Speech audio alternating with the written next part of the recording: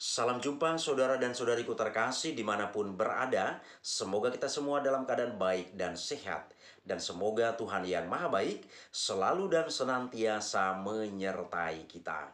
Saudara-saudari, sesi ini saya mau beri katekese singkat tentang satu hal dalam atau satu bagian dalam perayaan Ekaristi. Maka sesi ini saya beri judul, mengapa doa pembuka saat ini disebut dengan istilah doa kolekta. Jadi dalam misa atau perayaan Ekaristi kan kita lihat di sana ada doa pembuka. Jadi sebelumnya kita mengenal istilah itu. Saat ini dalam pembaruan liturgi, doa pembuka itu disebut dengan istilah doa kolekta.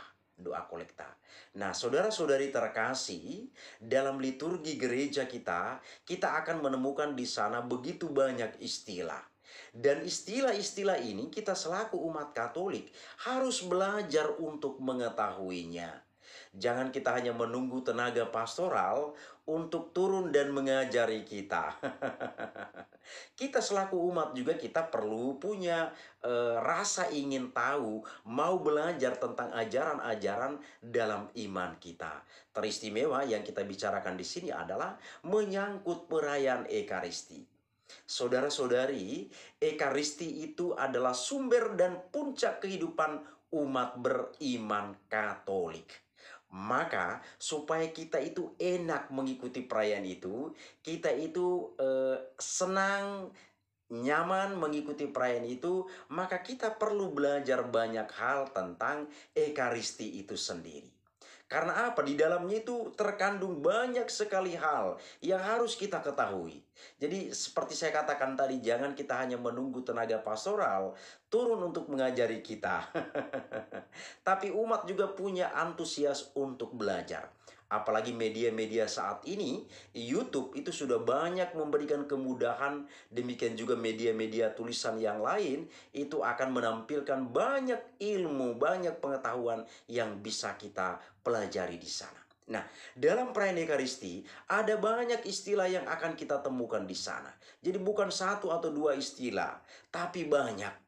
Misalnya, ada istilah evangeliarium. Evangeliarium. Ada juga istilah anamnesis. Ada lagi istilah doksologi. Ada lagi konsekrasi dan lain sebagainya. Nah, istilah-istilah ini kalau kita sudah ketahui, kita sudah pahami, maka ketika menghadiri misa semua menjadi lancar, semua menjadi enak. Kita akan sangat menikmati perayaan agung ini. Maka sekali lagi saudara-saudari, mari kita belajar banyak hal. Nah, saudara-saudari, sekarang kita melihat apa itu doa kolekta. Doa kolekta itu adalah nama lain seperti saya katakan tadi, nama lain dari doa pembuka. Jadi dulu disebut doa pembuka, sekarang sudah diistilahkan dengan istilah doa kolekta. Jadi doa kolekta itu adalah sebutan lain dari doa pembuka. Nah, saya juga perlu sebelum melanjutkan ini, saya perlu mengingatkan kepada kita soal pengucapan istilah-istilah. Kadang kita itu enak-enak saja ngomong. Tapi sebenarnya istilah yang kita ucapkan itu atau kata yang kita ucapkan itu tidak tepat. Orang sering menyebut doa pembukaan. Sementara tidak ada doa penutupan. Selain itu misalnya lagu pembukaan. Padahal tidak ada lagu penutupan. Maka saya mau mengajak kita meluruskan dulu ide ini kepada kita. Jadi hanya istilah doa pembuka. Jadi tidak ada istilah doa pembukaan. Demikian juga hanya ada istilah doa penutup. Lalu kalau pemimpin lagu membawakan lagu entah di gereja ataupun misalnya di dalam doa-doa lingkungan, jangan lagi menyebut istilah mari kita bernyanyi lagu pembukaan. Tidak ada lagu pembukaan karena tidak ada lagu penutupan. Kita cukup mengatakan lagu pembuka nomor sekian. Karena nanti lagu penutup nomor sekian. Jadi jangan lagi kita asal menggunakan istilah. Nah, saudara-saudariku terkasih, dalam TPE terbaru sekali lagi saya katakan doa pembuka diganti dengan istilah doa kolekta. Tapi ingat, istilah doa kolekta ini bukan berhubungan dengan kolekte. Jadi doa kolekta bukan berhubungan dengan kolekte. Karena kolekte belum saatnya di situ. Sementara kita baru mulai misa. Nah, jadi doa kolekta sekali lagi tidak ada hubungan dengan kolekte yang kita kumpulkan pada saat persembahan. Nah, saudara-saudariku terkasih, pertanyaan kita, mengapa disebut sebagai doa kolekta? Nah, saudara-saudari, kolekta artinya mengumpulkan. Kolekta sekali lagi artinya mengumpulkan. Karena itu kenapa disebut mengumpulkan? Karena sebelum imam membacakan doa pembuka yang tertulis di dalam buku perayaan itu, imam itu terlebih dahulu mengumpulkan intensi-intensi umat. Jadi intensi-intensi umat itu dikumpulkan terlebih dahulu, baru disatukan dengan doa pembuka atau doa gereja yang selama ini kita kenal dengan istilah doa pembuka. Nah, jadi umat pada saat itu menyampaikan intensi-intensi pribadi. Jadi ketika umat menyampaikan intensi, semua sudah dikumpulkan, baru pastor membacakan atau imam membacakan doa gereja yang ditulis itu. Maka disebut dengan doa kolekta. Nah, prosedurnya adalah ketika imam mengatakan, marilah berdoa. Nah, setelah imam mengucapkan marilah berdoa, imam akan memberikan jeda waktu beberapa detik. Imam akan memberikan jeda waktu beberapa detik. Coba perhatikan dalam setiap kali perayaan Ekaristi. Imam pasti setelah mengucapkan marilah berdoa, imam pasti akan memberikan jeda waktu beberapa detik. Nah, tujuannya apa saudara-saudari?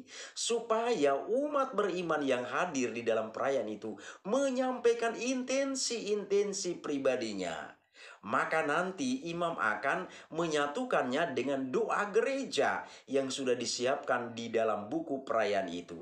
Maka ini disebut dengan doa kolekta. Artinya doa yang dikumpulkan dari umat kemudian disatukan dengan doa resmi yang sudah dibuat oleh gereja. Nah, saya pernah mengkatekesikan ini dan umat pernah bertanya demikian. Pak Albert, kalau intensi kita panjang bagaimana? Sementara jeda waktu yang diberi oleh imam kepada kita antara kalimat marilah berdoa dengan membacakan doa gereja itu jeda waktunya tidak begitu panjang. Nah, jadi bagaimana kita bisa menyampaikan intensi kita sementara intensi kita panjang? Nah, saudara-saudariku terkasih, pada saat itu kita tidak lagi menyampaikan intensi yang panjang-panjang. Tidak lagi kita ungkapkan dari awal sampai akhir dalam doa kita itu. Tapi kita cukup menyampaikan satu kata atau satu kalimat penting dari intensi kita. Misalnya dalam doa pribadi kita itu kita mendoakan supaya anak kita itu bisa belajar dengan baik di bangku kuliahnya nanti karena dia baru tamat SMA bersiap-siap untuk melanjutkan kuliah. Jadi itu yang kita doakan di dalam doa kita ketika kita hadir pada saat misa. Maka kalimat yang cukup di sini yang diucapkan dalam doa kolekta ini supaya imam bisa menyatukannya dengan doa kolekta adalah ya kita bisa mengatakan demikian. Tuhan, semoga apa yang kami rencanakan untuk anak kami semua berjalan dengan baik. Itu saja kalimatnya yang kita ucapkan. Jadi tidak panjang-panjang kita ucapkan dari A sampai Z. Maka di sini dikatakan doa pembuka yang dulu itu sekarang sudah dikenal atau diganti dengan istilah doa kolekta. Kenapa disebut doa kolekta? Karena imam mengumpulkan doa-doa umat kemudian disatukan dengan doa gereja yang tertulis atau yang ditulis dalam buku perayaan itu. Demikianlah saudara-saudari sedikit katekese untuk kita. Semoga bermanfaat bagi kita. Terima kasih, Tuhan memberkati.